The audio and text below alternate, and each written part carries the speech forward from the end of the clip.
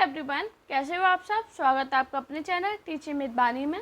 Friend, जैसा कि आपको पता है, रोज़ शाम 8 बजे हमारे चैनल पर हिंदी की क्लास होती है। उसके अकॉर्डिंग हम अपनी आज की क्लास को स्टार्ट करेंगे। आज की जो हमारी क्लास है वो भारतेंदु युगीन नाटक की है। तो चलिए वीडियो को स्टार्ट करते हैं। सबसे पहले हम जानेंगे नाटककार प्राणचंद्र चौहान। प्राणचंद्र चौहान है, इनके नाटक का नाम है रामायण महानाटक, जो कि 1610 में आया था। हमारा अगले नाटककार है कवि उदय।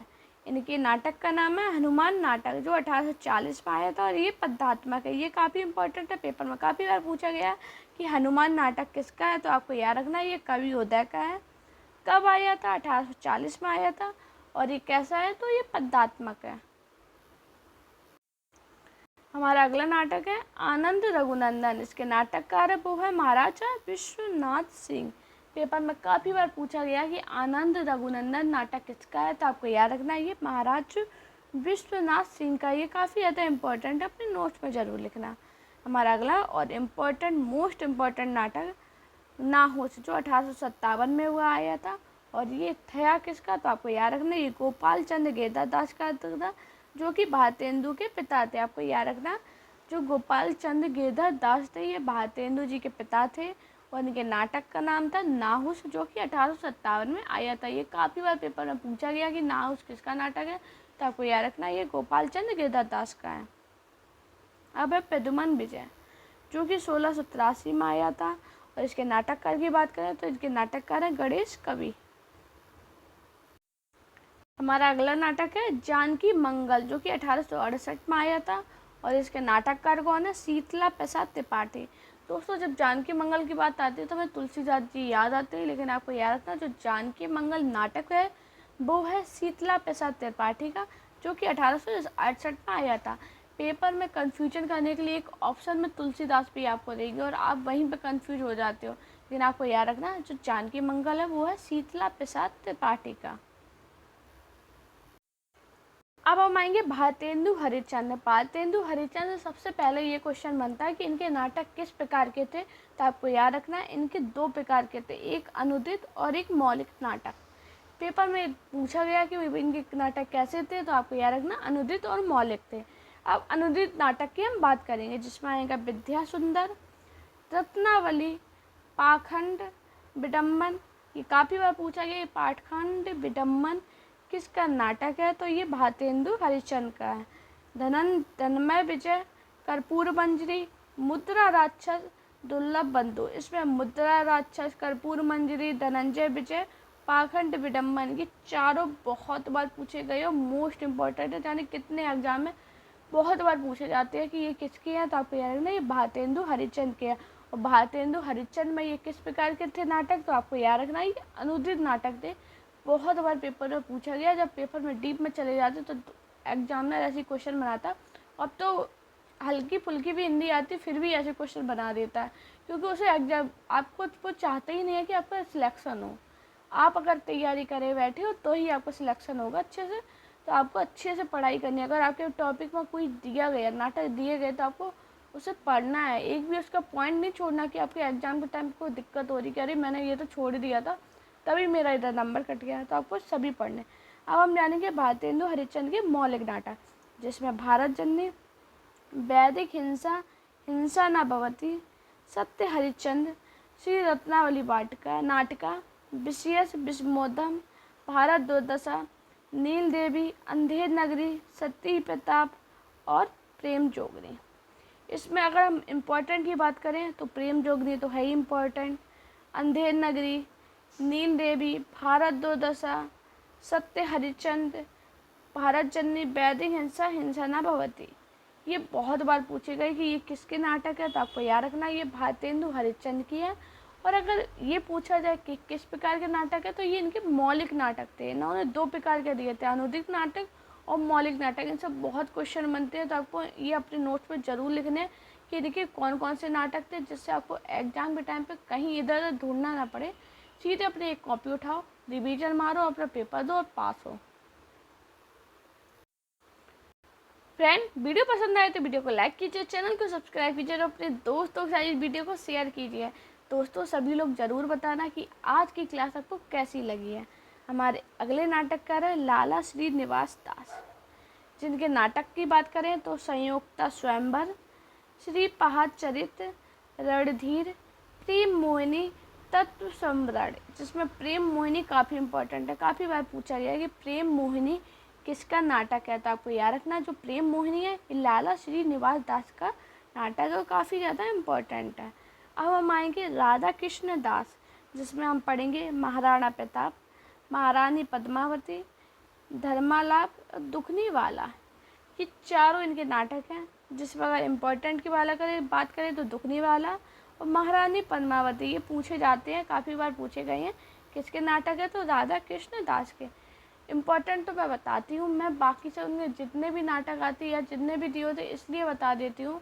बाई चांस नहीं पूछा वो तो आप कहोगे मैम ने तो ये पढ़ाया था वो पेपर में आया नहीं, तो ऐसे ये तो होगा मैंने आपको सब पढ़ाया है, आपका काम है पढ़ना। अगर आपने एक दो बार भी सुनी है मेरी क्लास तो मैं आपको गारंटी दे सकती हूँ कि आप भूलोगे नहीं। इतने तो आप समझदार हो कि आप भूलोगे नहीं, अगर एक बार किसी चीज़ को सुन लोगे तो। एक बार नहीं 2-3 बार में सुनोगे तो ये कभी भूलोगे। अपने नोट्स में लिख लिया तो वो तो फिर ज़िंदगी भर छपने वाला है। अब हम बात करेंगे बाल कृष्ण भट्ट, इनके हम नाटक की बात करें कलराज की सभा, रेल का विकट खेल, नल दंपत्ति, स्वयंवर, बाल विवाह, शिक्षा दान, जैसा काम वैसा परिणाम, नई रोशनी का विषय, बेड़ी संगार। तो आपको याद रखना ये इम्पोर्टेंट है सभी, जिसमें हम अगर मोस्ट इम्पोर्टेंट की बात करें तो नल दंपत्ति स्वयंवर, बाल विवाह, शिक्षा दान और रेल का विकट खेल। ये काफ़ी बार पूछे गए हैं कि ये किसके नाटक है, तो आपको याद रखना ये बाल कृष्ण भट्ट के हैं। और आप एक दो बार रिवीजन मारो, आपको एक बार अभी पढ़ लोगे, एक बार आप दुगनी स्पीड में पढ़ना, देखना आप भूलोगे नहीं। मैं आपको इतनी गारंटी दे सकती हूँ अगर आपने पढ़ी क्लास मन से। ये नहीं कि आपका दिमाग कहीं और था और क्लास चल रही थी, ऐसे नहीं पढ़ना। जब आपका एकदम मूड फ्रेश हो तब पढ़ना, तो आपको ये चीज़ें एकदम दिमाग में छप जाएंगी। अब हम आएंगे राधा चरण गोस्वामी, जिनके हम नाटक की बात करें तन मन धन गोसाई जी की अर्पण, अमर सिंह राठौर, बूढ़े मुँह मुआसे, लोग देखे तमाशे, सती चंद्रावली और श्रीदाम, जिसमें बूढ़े मुँह मुआसे ये काफ़ी इंपॉर्टेंट है, काफ़ी बार पूछी गई है कि बूढ़े मुँह मुआसे किसकी नाटक है, तो आपको याद रखना ये राधा चरण गोस्वामी की है। दोस्तों कमेंट में ज़रूर बताया कीजिए कि आपको अपनी नेक्स्ट क्लास कौन सी चाहिए, तो मैं आपको नेक्स्ट क्लास वो ला के दूँगी। मुझे कमेंट आया था कि मैम नाटक कराइए, तो इसलिए मैं आपको आज नाटक की क्लास लेके आई हूँ। हमारे अगले नाटककार हैं गोपाल राम गहमरी, जिसमें देश दशा और जैसे को तैसा, इनके दोनों इम्पॉर्टेंट है, काफ़ी बार पेपर में पूछे गए हैं। मयंक मंजरी ये भी इम्पॉर्टेंट है, काफ़ी बार आपको ही मैंने कराया भी है आपको कि मयंक मंजरी किसका नाटक है, तो आपको याद रखना ये किशोरी लाल गोस्वामी का है।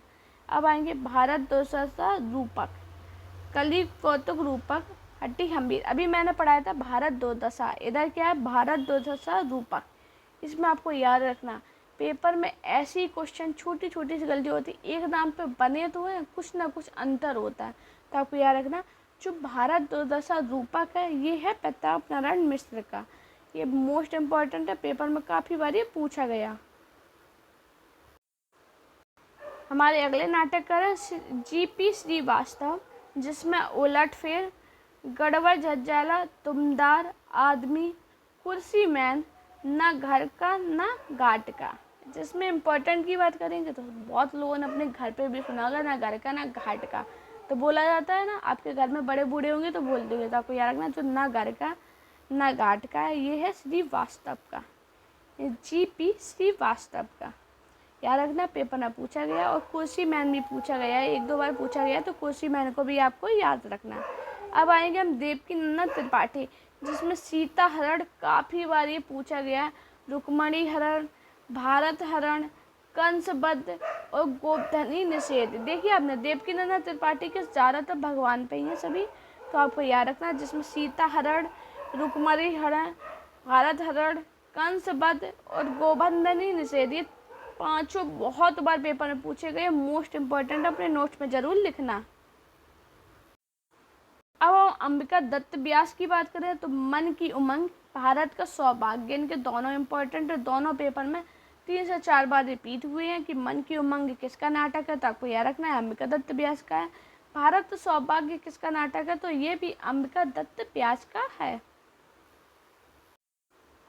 अब हम पढ़ेंगे बद्री नारायण चौधरी, जिनके नाटक का नाम है भारत सौभाग्य, और ये काफ़ी इंपॉर्टेंट है, अपने नोट्स में जरूर रखना। काफ़ी बार पूछा गया कि भारत सौभाग्य किसका नाटक है, तो ये बद्री नारायण चौधरी का है। मीराबाई, मीराबाई किसका नाटक है, बलदेव प्रसाद मिश्र का। ये भी पेपर में पूछा गया और हम लोग सोच रहे थे मीराबाई मीराबाई का है।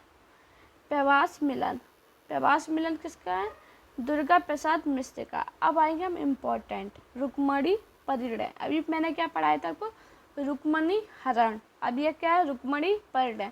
हुआ कन्फ्यूजन? ऐसे ही क्वेश्चन बनते हैं पेपर में, बहुत ऐसी डिट्टो क्वेश्चन बनाते हैं और कहते हैं, आप कहते हो नहीं मैम ये गलत आपने पढ़ाया था, लेकिन क्या होता है जब सेम होते ना तो कन्फ्यूजन आता ही है।